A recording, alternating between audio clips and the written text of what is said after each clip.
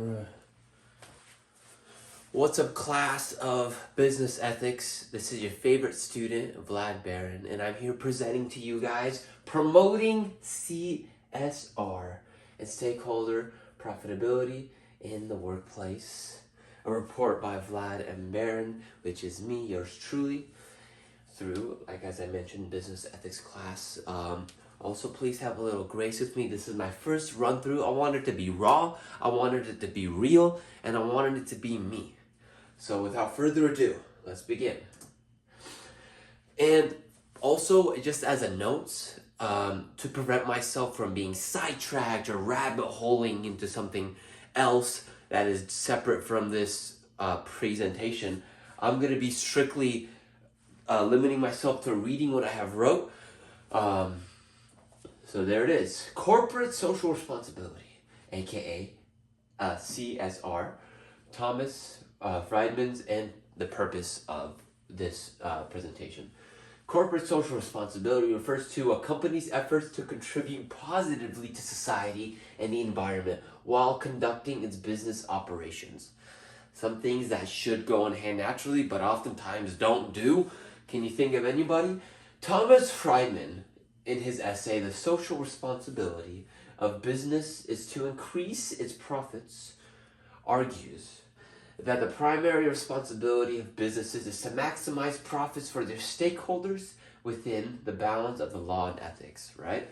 And the purpose of this presentation is to explore how individuals in the workplace can support CSR initiatives while aligning with Friedman's focus on stakeholder profit. And I put a couple books here. I didn't put them there. They came with the presentation, but I put the other images. All right. Thomas Friedman's concept of profit maximization. So this is him right here, a stellar lad. The mustache looks great. Not everyone can rock one, but he certainly can.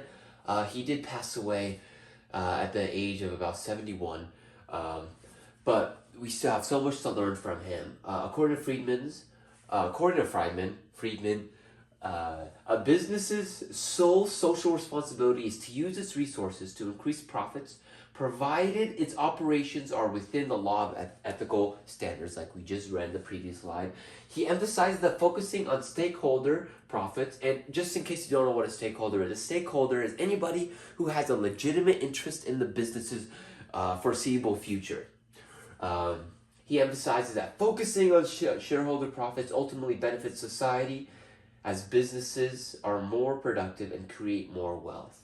This view sees CSR as a potential distraction unless it contributes to the bottom line. What is CSR? You may be asking. I was asking that myself. Here's the answer. CSR is a business model where companies are accountable for their societal, environmental, and economic impacts. And here's some of the key pillars of CSR. Environmental responsibility, obviously minimizing harm to the environment, the trees, the land, the animals. Social responsibility, positively affecting communities and employees. Let's be kind, let's have hearts. And governance, ethical responsibility, ensuring transparency, accountability, and ethical decision making within the company, just being real. And I chose this image specifically because I feel like it represents what CSR is trying to do and what the model is intended to be like. Caring, loving, real, just there for one another. Whoops. Balancing profit and CSR. Goodness gracious. CSR and profitability. Yeah, I want to check real quick if I'm recording or not. All right.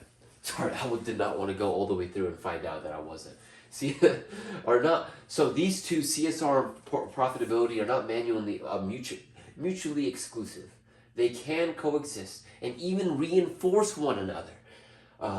Reinforce. Ethical and sustainable business practices often improve public image, attract loyal customers, and lead to long-term profitability. These things are so good. That sounds like a win-win-win-win-win situation for everyone.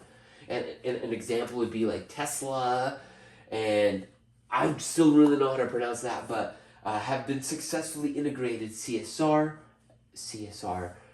creating profit and addressing all the things that need to be addressed.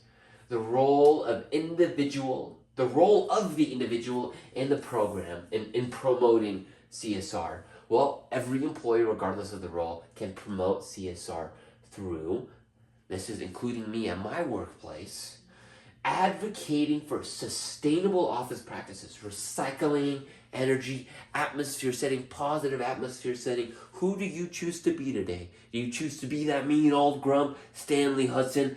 I'm not talking to you, I'm just going to do my Sudoku. Or are you going to be the joyful person that you were created to be? Encouraging transparency in decision making and communication. Let's be real. Let's be real. I can be real with my manager when I feel a certain way, or when my manager is bringing up a new code of conduct within the workplace. She could be real. A couple more examples is reporting unethical behavior. You see somebody do something that's unethical, man, you better say something, because whatever you allow, you promote. Whatever you allow, you promote, baby. There is no exceptions to that. And volunteering, of course, serving. Jesus says, if you want to be a leader, you must be a servant. If you want to be the greatest, you must be the least. Amen, amen, amen. Did I skip one? No.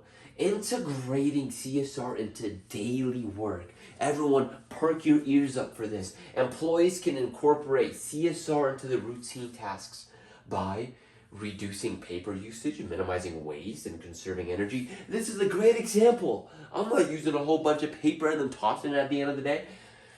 Participating in corporate and social initiatives like charity events or eco-friendly drives, like things to support one another, like that image of having each other's back. Suggesting ideas for sustainable practices in departments, such good things, and engaging with local communities through CSR projects supported by the company. So good. Whoa! CSR as a driver for initiative. CSR initiatives can move faster. Innovation can it's hard to read when you're this close and it's that big. CSR initiatives can foster innovation that benefits both the company and society. Let's read about it. Sustainable products and services often create new market opportunities. Environmentally friendly production methods can reduce costs in the long run.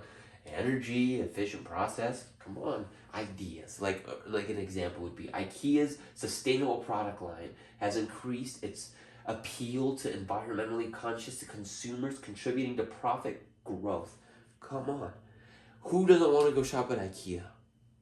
I do. I do want to shop. Communication and stakeholder engagement. Clear communication is about CSR efforts is vital to maintaining stakeholder trust. I chose this image. I don't know whether to trust you or not. I don't know whether I should continue to be invested into this company because of the lack of communication, and I don't know whether I should trust you or not. An example of that would be when employees I just gave an example. A tool would be internal newsletters, meetings, and CSR reports to help keep everyone aligned. Something that I like to do, say in areas that I'm involved in, like at church, if I'm involved like I am in youth ministry, and things are flowing in a certain direction, I like to get together with whoever's in charge of a certain movement, and I like to see where are we headed and what's the goal. Let's have the same touchdown line so we can all run the same amount of yards and go to the same end zone. Conclusion. Man, boy, aren't you glad we're at the conclusion.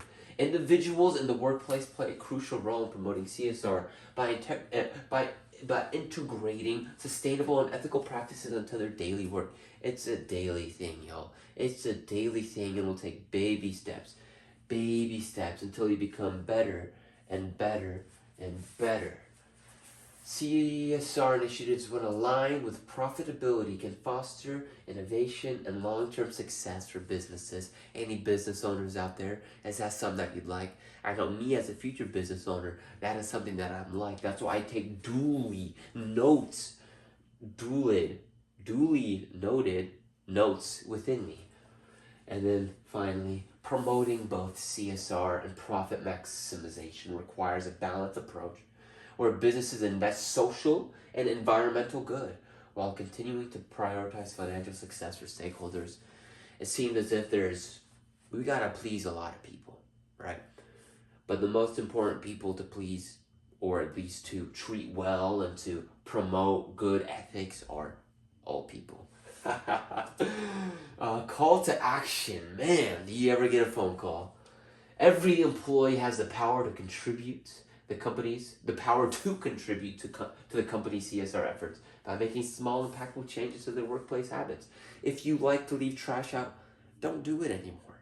If you park in someone else's parking spot, make that change.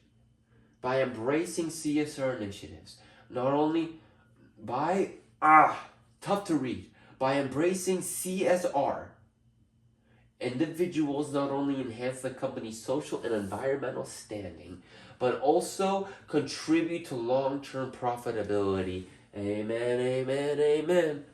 That's what I want. That's why I started a Roth IRA. Long-term profitability. It's good stuff. Encourage your company to prioritize sustainable practices that benefit both the business and society. The phone is ringing. The phone is ringing. Answer it. Answer it. Who's on the other line, you may be asking? It's a call to action. How are you going to better the workplace? How are you going to implement little things to create a better atmosphere to the people around you, the people outside of you that still get impacted, and the people who have financial investments and just interest in your company? The end. Before we end, I would just like to showcase my references. The end. Thank you guys for watching this presentation. I hope that maybe you learned something, or maybe you maybe it just undug a former belief that you have or whatever. I just hope that this was a positive experience for you, and let's make a difference in this world one step at a time. Goodbye, everybody.